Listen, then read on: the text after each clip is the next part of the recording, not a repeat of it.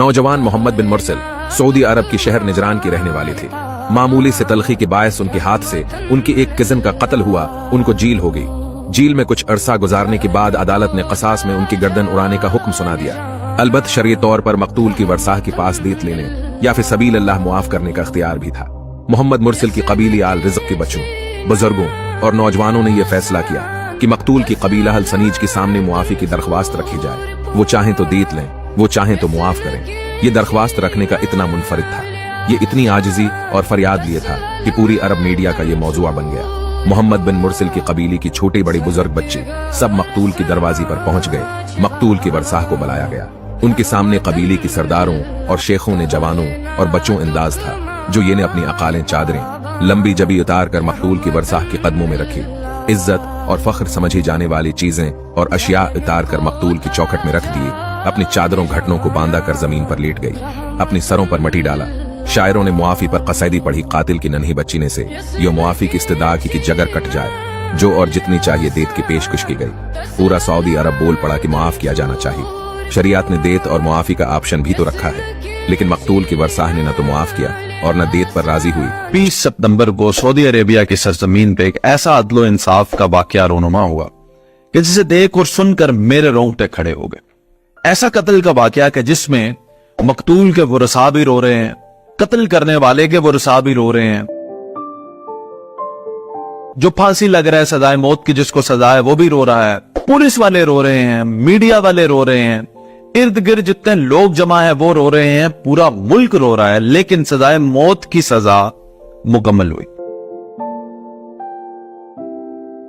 वाकया बड़े दिलचस्प है, मैं आपको सुनाता हूं। ये वाकया है मोहम्मद मुरसिल जिसकी उम्र 26 साल है।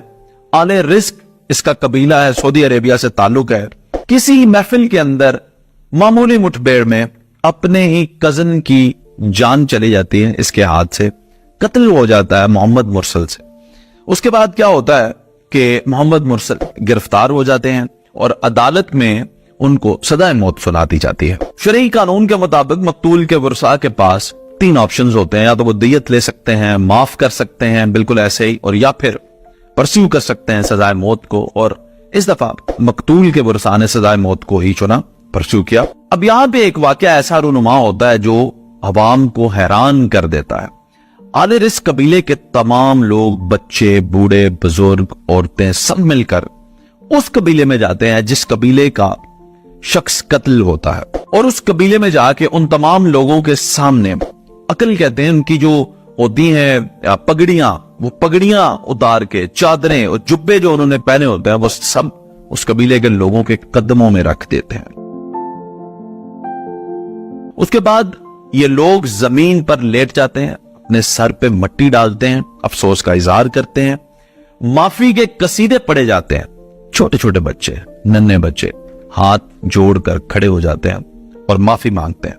पूरे का पूरा जो मीडिया है जब वो ये देखता है तो उसके बाद मीडिया पर भी हर तरफ एक ही बात चलती है कि माफी दे देनी चाहिए। उसके पीछे रीजन ये भी होती है क्योंकि मोहम्मद मुरसिल जो है उससे ये कत्ल नागहानी में होता है, लेकिन कत्ल तो होता है।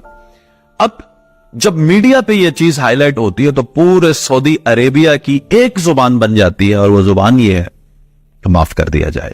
अब कानून नाफिज करने वाले इदारे भी देख रहे हैं, बादशाह सलामत भी देख रहे हैं, सारी दुनिया देख रही है कि ये इतना बड़ा वाकया हो गया कि पूरा मुल्क इकट्ठा होके उस कबीले से माफी मांगता है जिस कबीले का शख्स कत्ल होता है, लेकिन वो माफ नहीं करते।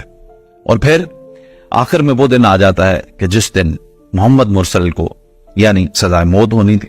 और फिर आज से तकरीबन 7 दिन पहले 20 तारीख को एक मजमा लगाया जाता है, लोग बुलाए जाते हैं, मीडिया इकट्ठा हो जाता है, मकतूल के वरसा आ जाते हैं, कत्ल करने वाले के वरसा आ जाते हैं, कत्ल करने वाले को बुलाया जाता है।